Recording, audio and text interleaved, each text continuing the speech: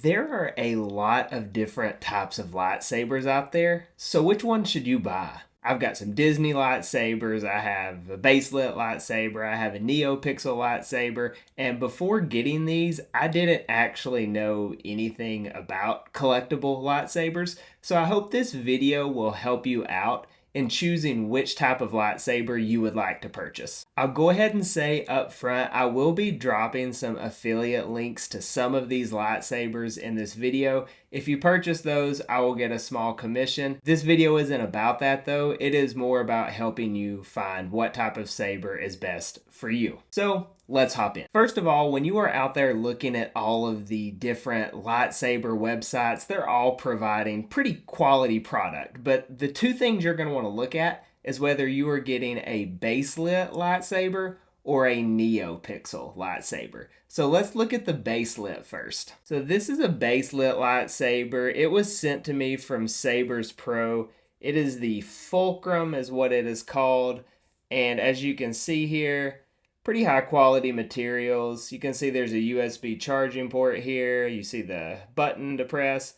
But if you look here, you'll notice that it is just a big glorified flashlight. That is all that baselit means. It means that this saber is lit from its base. Sabers like this are a little bit more durable and built for lightsaber dueling and combat. So if you're a person who wants to get this to go do lightsaber duels or something like that, a baselit saber might be best for you because it is built to withstand some of those blows that you will be getting and giving with this saber. I have a video reviewing this specific saber, so I'll drop it below. You can check it out if you're interested, but it looks good. We'll look at it later, but it's bright. It has all the features. You know, there's a little speaker that comes out the bottom, so you get all the sounds. It has smooth swing. It has flash on clash. Everything that you would want out of a lightsaber. The main difference is it's lit at the base. Now, I will say typically these baselit sabers are going to be a bit more affordable than their Neopixel alternative. So if you're looking for a budget option and you don't necessarily care about, you know, is it the brightest or is it for dueling, you're just looking for a cool saber maybe to display on your shelf, I would probably go with baselit. Now let's check out a Neopixel. So this is the Luke Skywalker Neopixel lightsaber from nsabers. Very high quality. I will drop a link to my review of this as well. You can see here, lots of great attention to detail. But remember, the main difference between the baselit and Neopixel is how it is lit. So in the baselit, the light comes from a flashlight at the bottom. On the Neopixel, you'll see here that your blade will actually go into this, and this will actually light up the LED strips in the lightsaber blade. We'll take a look at that later. As far as the details go on the saber, the quality of it, everything like that, it's going to be very similar. You can see great parts on it, quality materials, it looks good. You're not going to see a drop off one way or the other between these baselits and these Neopixels when it comes to just displaying them on your shelf. They're going to look good. It has flash on clash. It has a speaker here on the bottom, so it makes all the noises, all the sound fonts. It's going to have smooth swing. You can change the colors of the saber just like you can on the baselit. All those features are going to be standard across both. As far as buying from a specific brand goes, I do like that nsabers actually gives you a display stand with the saber. So it will come with just a small acrylic stand. You can see here, nothing too special, but that's just another expense you don't have to order on your own. So I do like that specifically about nsabers, but I can say both brands are quality product. Now the type of saber that is a little bit different from both of these, and that would be the Disney lightsabers from Galaxy's Edge where you can make your own. So I have made my own lightsaber at Galaxy's Edge twice. The price on it is around $250 right now, but I will say you're paying for the experience. So here are the two sabers that I have from Galaxy's Edge. So you can see this is a custom dark side lightsaber. It's got all the little fixtures and everything on it. It's got the cool emblem right here. This one actually came with a belt clip, which was nice. It's got a speaker on the bottom, just like the others, so this does make noise. It will do smooth swing and flash on clash to an extent, but when I test it later, you'll see it's not quite as great as the others. It's not a baselit, so you actually put the blade in here and it does light up, but I will say it's not very bright. Here is my other from Galaxy's Edge. This is the High Republic one. I think it was Protection and Defense. Again, a lot of great details on these sabers. They look very good. The materials are a little bit different from the others. They're definitely, so I'll just show you. You can like take these apart and twist and things like that. So they're very customizable. Let's see.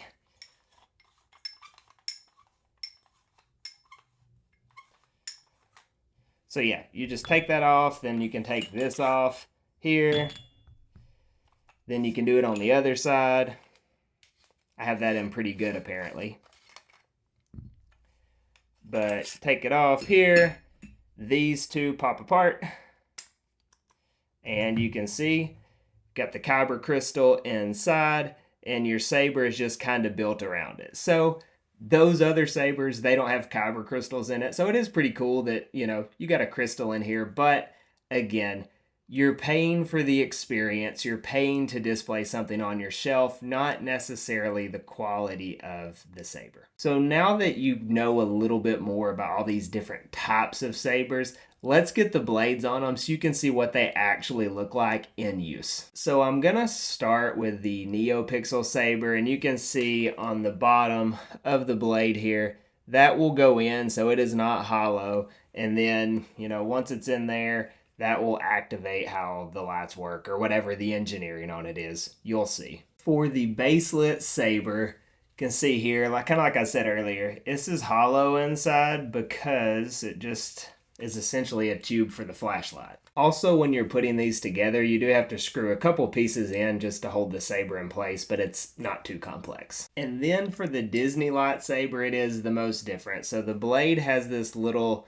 piece here you can see, and so that will fit into a groove here, just like so. And I don't know if you could hear that or not, but it will make a noise. So let me hold it up to the mic. So you will lock it and twist it, and then it should be good to go. Yeah. So I have made it a little bit darker in here, but you will still be able to tell the difference between the Disney Saber and the N-Saber. So this is the Disney Saber. Pretty bright, but check out this N-Saber. I mean, it's not even close. You'll also notice for the N-Saber, and this is the same with saberspro, is you can do a wrist ignition. So that's a pretty cool feature as well. Now, the Disney Saber, I will say, it does have smooth swing. Sort of. Maybe not. There you go, if you can hear it. And then... there we go. Took a minute to get the flash on clash to work, but check out this N-Sabers. So listen to the smooth swing here.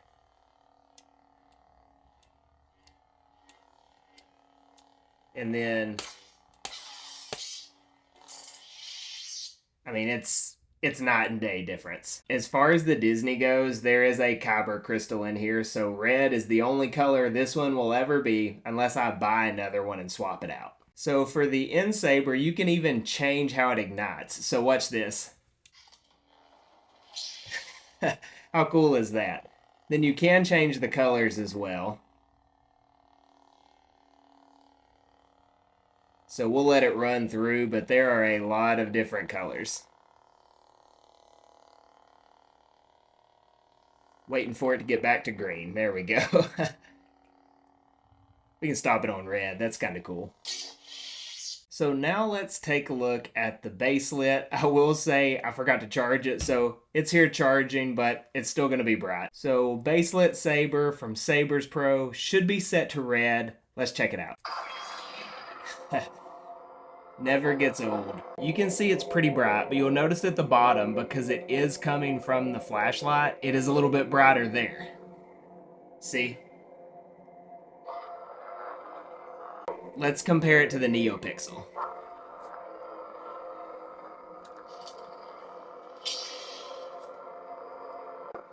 So you'll see the Neopixel is a little bit brighter.